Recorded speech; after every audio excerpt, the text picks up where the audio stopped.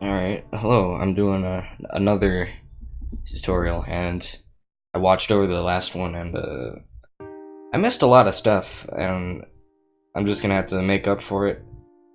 So, just pretend this is an extension of the last one. A friend of mine had mentioned about else-if statements and adding ands and ors, and that was good to remember, because I would have just glossed over the fact that I missed those. So you got the normal if statements here, and you know they have to meet the requirements, like I said before. And instead of doing multiple if statements and adding ends over and over and over, that's kind of annoying. And what if it accidentally meets both requirements, so it fires all of these? I mean, that's hard to do, but just imagine if it fired all of these. You wouldn't want that. Some people wouldn't want that for whatever they're doing. So, let's say if workspace equals nil, then this will not fire. But instead of just going like to the end, it's gonna check this next. Adding on to that, if we do this, let's say I flip them around, so let's say this is equal to, and this is checking if it does exist. So since it does exist, it will fire this, but then it will skip this. It's gonna skip the next one completely. And that's why else if is really good to use. So this should never fire unless it just shouldn't fire. Alright, so for an example, let's say if test variable 2 equals 2. So it doesn't equal 0. So it'll proceed on to the next statement. Is it greater than 0? Yeah. So it is greater than 0. Meaning it will not pass this. This will be skipped, or it will not fire this. This will be skipped, and it'll go to the end. Pretty easy to understand. Alright, now let's go to adding and or. Adding and/or to the statements. Ands and ors add on, like, it lets you add on multiple requirements rather than writing this over and over and over. That's annoying. I'm pretty sure no one wants that. And like, what if it was like a level requirement and like a money requirement, or if it was multiple levels you needed? So that's what this is good for. So for example, you got V1 and V2. V1 equals 0, as it says up here. V2 equals 3, as it says here. Meaning, this and right here connects both of these. It doesn't add them together, it connects both. So it checks both of these. So since both of these equal what it needs to equal, this is triggered. This is fired. Now let's move on. V2 equals 4 and V1 equals 0. V1 meets the requirements, but V2 does not. It is 1 over. Since only V2 does not equal the required values, this will not fire, meaning this will be skipped. So V1 equals -2 and V2 equals 4. Since V1 and V2 both do not equal it, then this is guaranteed to not fire. And you can pretty much add how many you want. I mean, it's pretty endless. It doesn't matter how many you add. There's no limit. I mean, for yourself, I put a limit, but script-wise, there's no limit. Alright, let's moving on to adding or. An or is not like an and. An or separates the two requirements. So these are not combined. These will be checked separately. So for example, V3 equals 6 and V4 equals 9. So let's say V3 equals 6 or V4 equals 9. Well, both of them meet the requirements, so this is fired. Checking this. If V3 equals 0 or V4 equals 9. V3 does not equal 0, it equals 6. But V4 does equal 9. Therefore, this will fire. So now V3 equals whatever that number is, or v4 equals 12. Both of these do not equal the correct value, meaning this will not fire. Now, going on, what if you wanted to add and or? If you wanted to add both together. So, what you're going to want to do is, first of all, make sure you know what you're doing before you break anything, like I have in the past. And let's say, if v3, here, we're going to have to add more values. v5 equals, I don't know, 2, v6 equals 9, 8. So, if v5 equals 2, and v4 equals 9, or v3 equals 6, and v6 equals 8. Then, so when it's going through the process, it's gonna look for, it's gonna start from the very top and keep going. I mean, not the very top. It'll start from the very left and it'll go down the list. It doesn't all happen at once. I mean, yeah. So v5 does equal 2, and v4 does equal 9. So this side is right. v3 equals 6, and v6 equals 8. Meaning yes, this is also right. So this will, oh jeez, this will fire.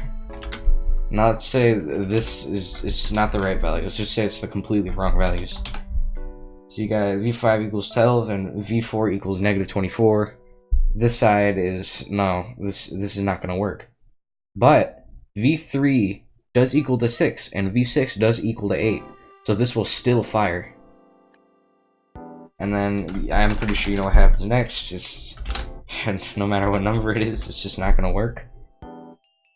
So, yep.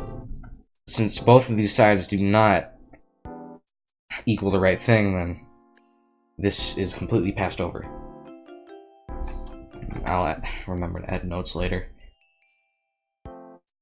Oh yeah, so also, another quick basic that you should know, which I will put up here for anyone who actually reads this. You should know about find first child. Why find first child? Because sometimes you can't, it's not the best idea to just kind of look for something that's there, like workspace.baseplate. What if it doesn't exist? And this is good for if statements. So let's say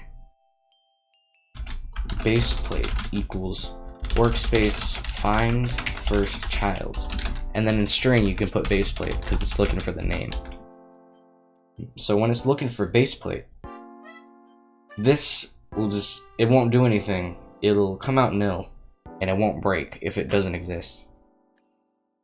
In fact, let me put baseplate to whatever. Undisable that. See how it didn't break? Because it doesn't exist. Because base to plate doesn't exist. It doesn't exist, but it still passed over, meaning this value is now nil. Now let's say I just did workspace.baseplate. What would happen? Well, it doesn't exist, so this completely broke. That's not what you want. Yes, find first child of class. That's another one. That's what I was looking for. So find first child of class. A class is, for anyone who doesn't know about Studio, a class is like an identifier. It's like the badge you get of what you are. So this class name is it's a part. And you know when you do instance.new, you're giving the class name. Yep. And that's what you basically need to know about this. So it's workspace, I don't know, part.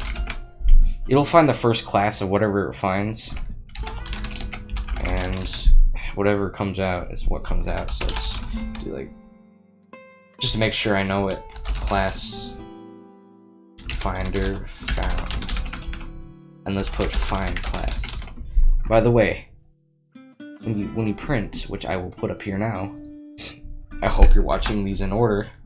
When you print, you can also do multiple things. So let's say hi output, and then goodbye output. These two periods here, it allows them to kind of connect rather than just kind of, if you wanted to put something in the middle, hi output, goodbye output. Okay, so find class did not work. And in cases of that, when you print it, this is good. You can put a comma because they're not the same. They're not the same kind of type of value, you'd say. So a comma separates them even better. So now it says class finder found, and the first part it found was the base plate.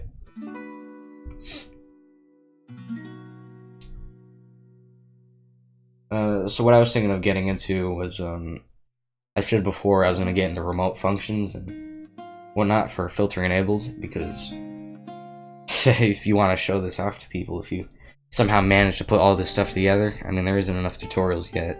There will be. Then it's good to know remote functions and all that, because no one else will be able to see it except you or the client. So let's get into it. So module scripts I'll get into probably at the very end. For now, let's worry about remote functions. So I don't know, go to advanced objects or right click, insert object, whatever you want to do, and grab a remote function of some sort. Remote event. Personally, I use remote events because that's just how I am. I don't really use remote functions at all. And I'll have to cut out later and look up remote functions in case anyone needs them. Remote functions are pretty good for server stuff that's still server side. Okay, so a remote event is gonna be something that you call on like multiple times. So let's make a local script. No. Yeah, let's make a local script. Because a remote event can only be, it has to be called from a local script, or it has to be called from the client and be sent to the server. And this can happen in reverse. A remote function allows you to do it server to server and client to client, but it should only do it for server. So you got remote event, remote function. So let's say down here you have, let's get rid of this. Let's say, for example, you have workspace.remote event fire server. So this is a function, this is a function that you can create, fire server. So when you fire server, it's going to be sent to the remote event. Or let me rephrase. It's going to call on the remote event, and then the remote event has to what's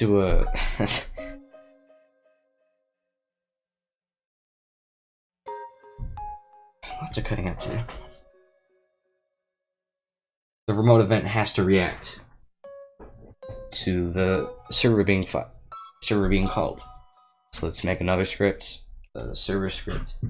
By the way, you can put your main big server stuff in server script service. It's much safer than in workspace. Yeah, so let's put this down here. Just build a habit of it. So in this script, you're calling the server. So let's do workspace mode event. You can put the remote event wherever you want, by the way. I put mine in replicated storage. Sometimes server storage. Just in better places than workspace, because your workspace should only be for parts and models. You shouldn't fill it up with other pointless stuff. Good dev tip. Yeah. Okay. So remote event on server event. On server event is a function or event that can be called. So let's make a function real quick. Let's call it like, I don't know, server called. When you write one of these, you're gonna have to put it down here. Server called. You don't have to do the close brackets. I just kind of do it. When you do the close brackets, though, that's if you want to have the whatever. All right, I'm getting ahead of myself. So let's say v1 and okay, start over. So instead of doing that, we're just gonna learn it my way. So I prefer the function like this, and the reason I do this is because let's say you have values that you want to send across the server. So let's say v1, v2, v3, v4, and let's say in here you have some values you want to send. So let's do. You don't have to call them the same thing, by the way. It would still work if I did like head, body, legs, feet. It would still work the same way. Variables never have to be the same name. It's just what it's called when it's like sent over. So this would be body, head, feet, legs, or legs, feet, whatever order you put it in. So let's say this is like 3, this is 9, 2, 6, 7. And when you're firing server, you can put whatever you want in here to be sent to the server. So let's send head, body, legs, feet. So when these are sent, all of this data that's inside these brackets when you fire server will be sent to whatever's receiving this. By the way, if you have multiple scripts with this, all of them will react to it. So be careful with what you do. So let's press play. I didn't add a print, but you know what? If we don't get an error, you can at least see that I know what I'm doing. This takes a while. God damn it.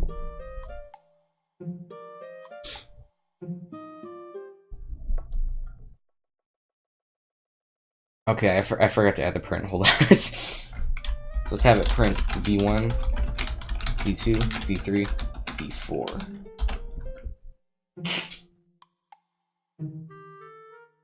And as you can see, man, I mess up a lot. Okay, so when you're sending something through the client, always remember the very first value on server event is going to be player.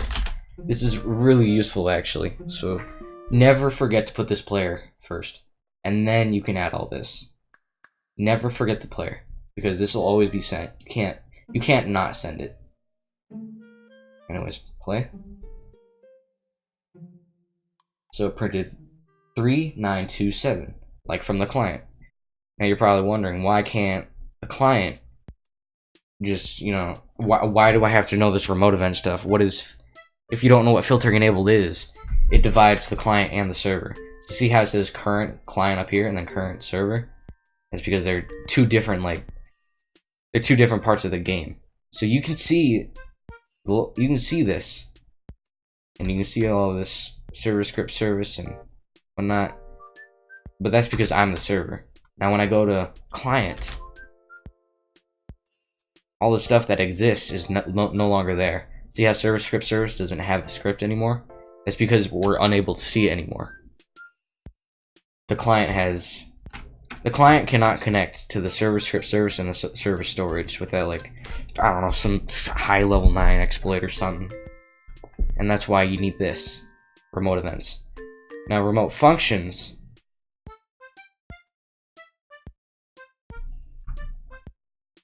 you know, if you want to learn about remote functions, you should just do that in your own time, because I'm gonna be honest, I've never used it because I've never needed it. But it's good. I'm pretty sure it is. Someone's gonna call me a complete idiot and just like, why don't you use server functions? That's the best. It's better than event. All right, so yes, this is pretty much how it works. Event wise, you can send anything through the. You can send like a whole table. You can send whatever's in the table. You can send string. You can send color values, I guess. I don't know. when it prints, I think I made a mess up. Oh, whoops, I added an extra comma. Don't add extra commas. What?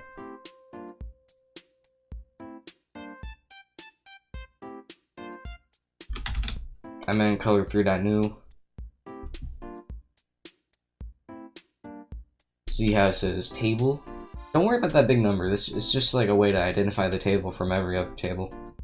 You got 9, you got strings, and you got 333, which is the color value. You know. You never ever want to give the client power. When you give the client power, it's just they can do whatever they want. Because the thing about people who exploit, or hack, whatever you want to call them, they can fire these when they want. Because they are the client. So they could fire this if they wanted to and send their own values through it. Now you're probably thinking, so why did he tell us to send these values? It's because you're gonna have to be smart about it. You don't want to just flat out like have, you don't want to flat out have, you know, level. You don't want to have your level just exposed. Let's say you're level 1. Now let's say the exploiter was like, oh, I want to be a level 1000. So they put 1000 instead. And this is sent. And then when the script gets it, they're like, oh, he's level 1000. You don't want that. That is the worst possible scenario. It makes it easy for them. I'm not gonna get into how to make it solid lock proof. I probably will in the future, but right now I'm just worrying about functions and events. Or just events, I guess, since I don't like functions. Functions are good for data. I've never had to use them, so I don't know why I'm trying to sound like I know what functions are good for. Check someone else for that. I'm not here to teach everything. I mean, I am, but every scripter has their own strengths and some stuff. Anyways, moving on, let's get to module scripts. Why are module scripts good? Because they save. Module scripts are good because it's like a storage. It's like, alright, let me make an example here.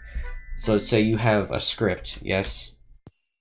And then in this script, you don't want to just flat out have a bunch of, let's say you have a reoccurring function. So let's say you have like function create part.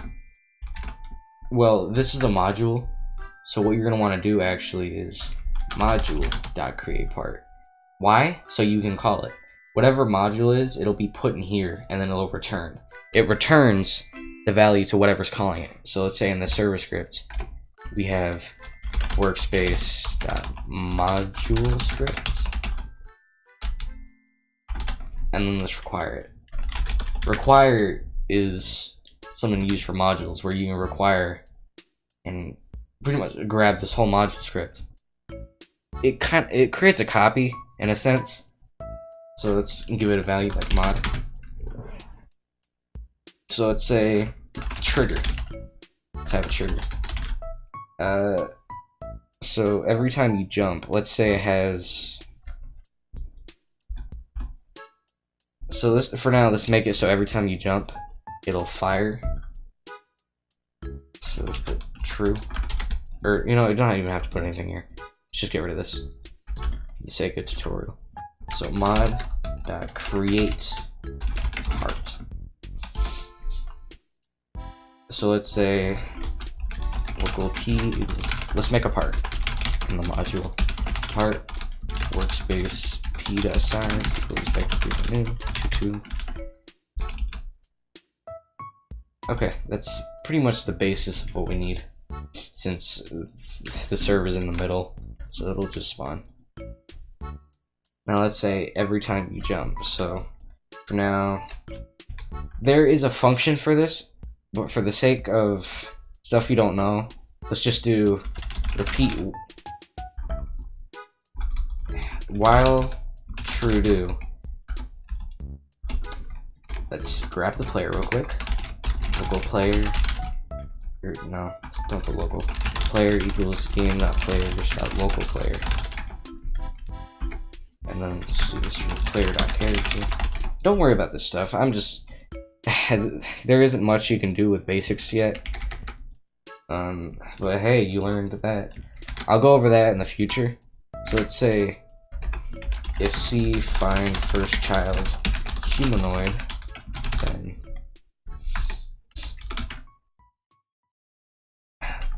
dot jump equals true. So now every time I jump, it should create part. Oh.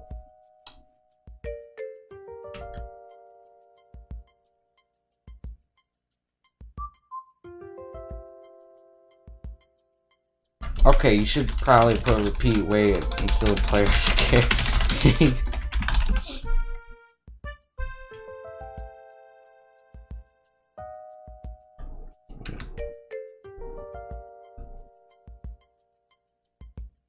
As you can see, a long time ago I said, or last tutorial I said, hey, put a wait or thing is going to snap. That's exactly what happened.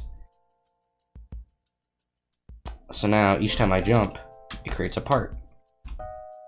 I mean, if I hold it, at least. So the thing about server events is that you don't want to rapid fire them like this. This is not. This is bad. This is actually bad. You're not supposed to do that. So when you're doing remote functions, be very lenient on how much you spam them. Don't use them too much. That is bad. But you see, this module script, we didn't even do anything with the module script. It's just here. It's doing its own thing. And that's because we called it. We required it. It's pretty much, it saves space and it looks good. And people expect, they don't really expect stuff in modules. Especially if they're sitting in the server storage. Don't put it in the workspace, like I said before. Never put anything in the workspace unless it's a part or model. Or camera, I mean. Just anything workspace related. Yeah, that's the basic gist of modules. Just absorb that information. So, man, I really need to write a script next time. And that's basically it for now. I mean, I didn't really plan on going through anything else. The next time I'll go through a raycast region and what was it called? Magnitude. Yeah, magnitude. I'll go over those. And then after that, I'll probably go over body positions and all that. And we'll go on from there. I'm probably gonna start just teaching studio at this point.